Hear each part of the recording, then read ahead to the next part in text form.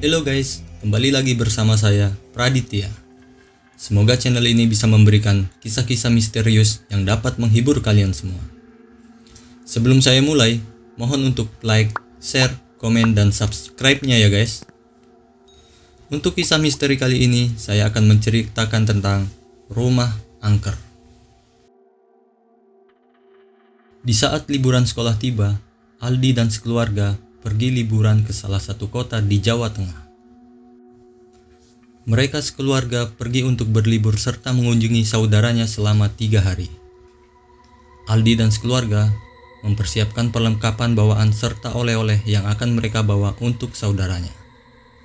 "Hore, akhirnya liburan," sontak adiknya berkata ke ibunya.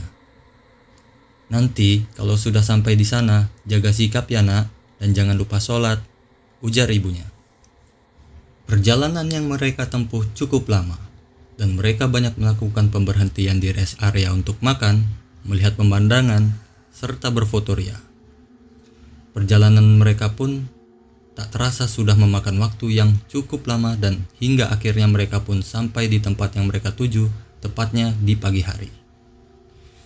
Saat sampai di lokasi, mereka pun langsung berkunjung ke rumah saudara mereka, yang terletak tak cukup jauh dari destinasi wisata yang ingin mereka tuju.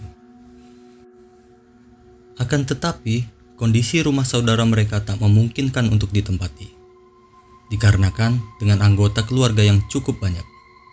Lalu mereka diarahkan oleh saudaranya ke salah satu rumah yang terletak di dekat rumah saudaranya berada. "Kalian di sini dulu ya, untuk beberapa hari ke depan. Soalnya, rumah paman gak cukup.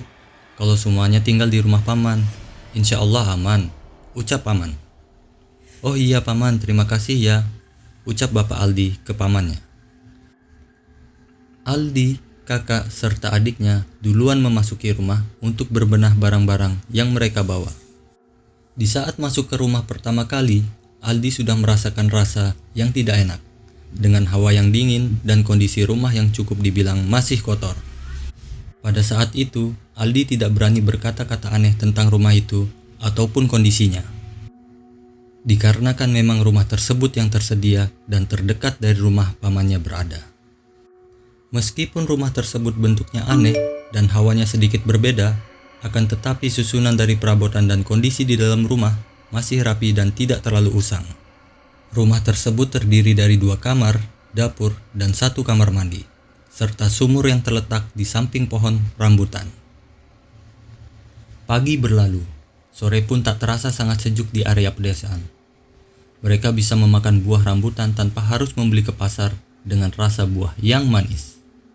Tetapi, saat kakak Aldi hendak akan pergi mandi, tiba-tiba, paman Aldi langsung berlari dan menahan sang kakak. "Mandinya di rumah paman aja ya, jangan di rumah ini," ujar paman. Dengan wajah kaget melihat paman berlari serta menahan sang kakak untuk mandi, satu keluarga pun kaget dan merasa terkejut hingga akhirnya mereka pun berpikir, "Memang ada apa di rumah ini dan di kamar mandi ini, sampai kita tidak diperbolehkan mandi?" ujar sang kakak. Tetapi paman hanya diam saja. Perasaan penasaran terus menyelimuti mereka hingga malam hari. Malam pun tiba. Kamar yang ada di rumah tersebut sudah tidak ada pintu. Jadi mereka sekeluarga memutuskan untuk tidur di bagian ruang tamu dengan menggunakan tikar dan tidur bersama-sama. Malam pertama, mereka tidak merasakan apa-apa dan tidak merasakan hawa yang berbeda atau rasa takut yang lainnya. Malam pertama pun terlewati, hingga akhirnya pagi pun tiba. Mereka pun juga tidak merasakan hal-hal aneh atau yang lainnya. Mereka tetap melanjutkan tujuan mereka untuk ke destinasi wisata air terjun yang terletak tidak jauh dari rumah sang paman. Mereka berjalan kaki ke wisata air terjun tersebut, dikarenakan jaraknya yang tak cukup jauh. Sore pun tiba. Menjelang maghrib, mereka pun baru pulang, dengan baju yang basah karena bermain air di air terjun. Tak terasa, malam pun sudah kembali menyelimuti. Aldi dan adiknya menumpang mandi di malam hari di rumah sang paman. Sesaat mereka arah pulang, mereka harus melewati beberapa pepohonan yang kebetulan cukup besar dan rindang, dan tak lupa juga pohon rambutan yang ada di sekitar rumah. Aldi dan adiknya merasa biasa saja dan masih belum merasakan hal-hal aneh tentang rumah tersebut. Di malam kedua ini, mereka sekeluarga pun tidak merasakan apa-apa atau kejadian-kejadian yang aneh. Mereka tetap tidur di posisi yang sama. Lalu bapaknya berkata, "Alhamdulillah, di malam kedua ini kita aman-aman saja." Di hari ketiga hari terakhir, dari pagi hingga sore hari, mereka melakukan makan bersama dengan paman. Dan rumah paman terletak dengan rel kereta api yang pada saat itu masih beroperasi dengan baik, serta terdapat pohon ceri dan juga tumpukan padi yang sudah tinggi, yang menambah suasana pedesaan yang terlihat sangat sejuk dan asri, membuat siapapun menjadi senang. Saat mereka makan bersama, paman pun bercerita, "Mengapa kalian tidak boleh mandi di kamar mandi ataupun sumur yang ada di rumah itu? Sebenarnya, kenapa paman melarang kalian mandi di sana? Dulu ada pasangan pengantin baru yang tinggal di rumah itu. Orangnya baik, suka berbagi makanan, dan suka bantu-bantu kegiatan yang ada di desa ini. Pohon-pohon rambutan yang ada di sekitar sini juga sebetulnya punya mereka. Mereka kebetulan merantau ke sini. Gak berselang beberapa bulan kemudian, mungkin di bulan kelima mereka di sini.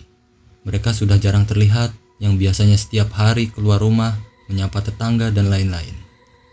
Beberapa hari itu memang mereka sudah jarang kelihatan," ujar paman.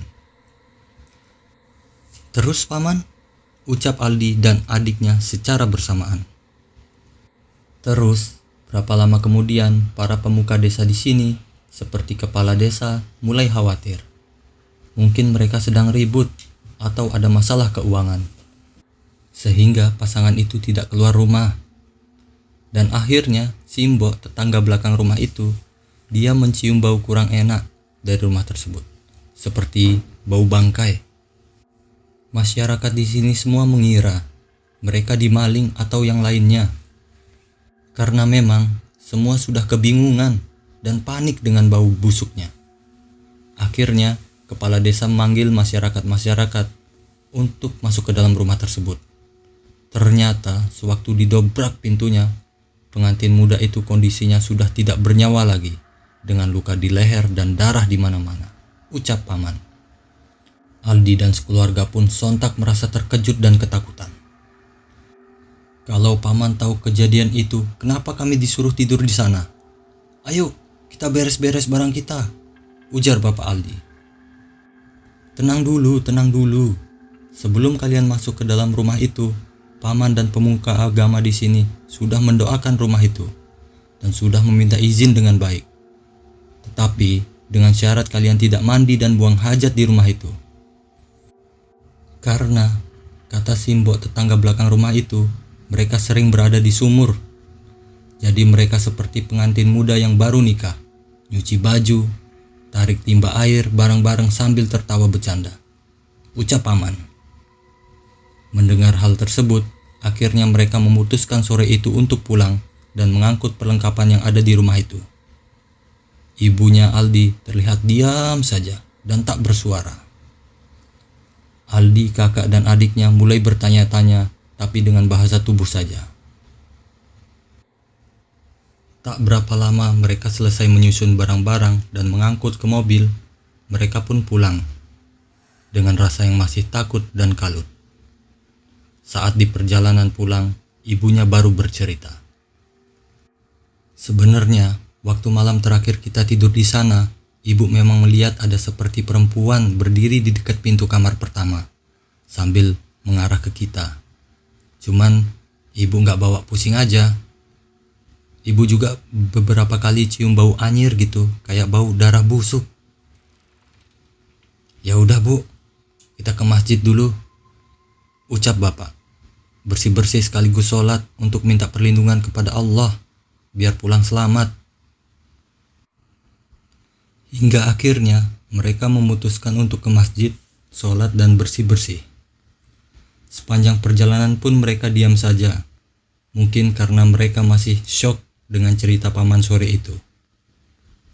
Oke guys, mungkin cukup sampai di sini kisah misteri rumah angkernya. Jika teman-teman memiliki kisah misteri yang lebih menyeramkan, silahkan kirim ke email kami di kolom deskripsi. Dan jangan lupa untuk like, share, komen, dan subscribe-nya ya. Sekian dari saya, sampai jumpa.